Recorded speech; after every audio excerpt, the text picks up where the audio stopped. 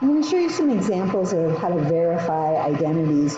So it's helpful to use these identities that we talked about, the basic ones, to verify them. It helps you get used to them and how you might use them in situations.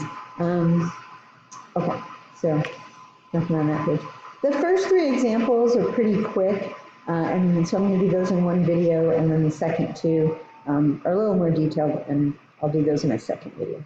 Okay, so what to look for. Here's our identity. We usually try to simplify the more complicated part to look like the simpler side.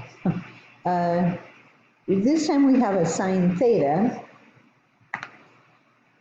on the right, and that seems more simple than tangent theta cosine theta. So we're going to try to get the left-hand side to look like the right-hand side. And that's what we're doing when we're verifying identities.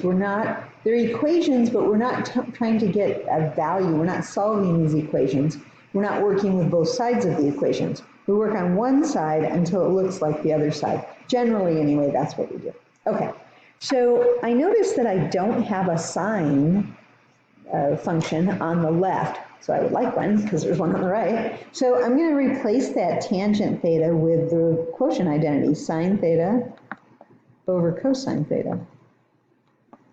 This other cosine theta is still there. Now that's multiplication between those two functions. Well, great. Then we have algebra that says cosine theta cancels with cosine theta, and I get sine theta. So we're done. Usually we put some kind of box or OED or something that says we're done. Okay, smiley face. So now we'll look at this one.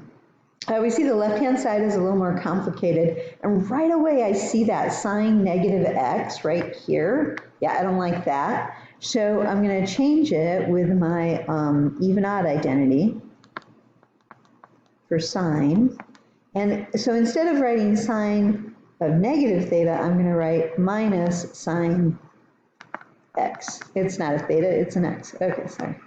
All right, so phew, that looks a little bit better. Now, what do we notice that we have? We have conjugates here. So you can think about foiling, but this is going to multiply to be 1. We won't have a middle term because it's going to drop out because they're conjugates, minus sine squared x.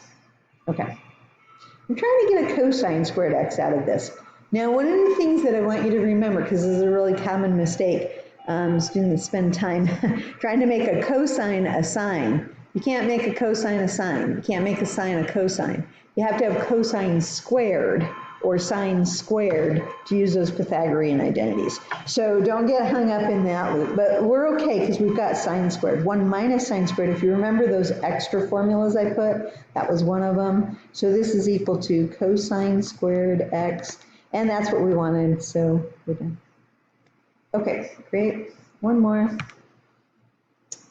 So this one's a little bit different. We've got some secant squareds on the left. We're trying to get a sine squared out of all this. So what I'm going to do, this is a common technique.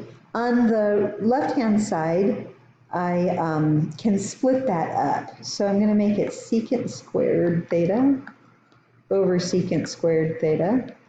And I can do this because I just have one term in the denominator. 1 over secant squared theta. Now, you can split things up otherwise, even if you had more than one term. It just probably would be really complicated. So because we only have one term in the denominator, these look somewhat, useful to us. Secant squared over secant squared is just going to be 1. And then we're going to use a reciprocal identity here. That's reciprocal identity here. 1 over secant squared is going to be cosine squared theta. And what are we trying to get? We're trying to get a sine squared theta out of this, but that's the other formula that we had, that part of the Pythagorean identities. It was that bonus one that I put at the bottom. Anyway, this just equals sine squared theta, and that's what we wanted. Okay.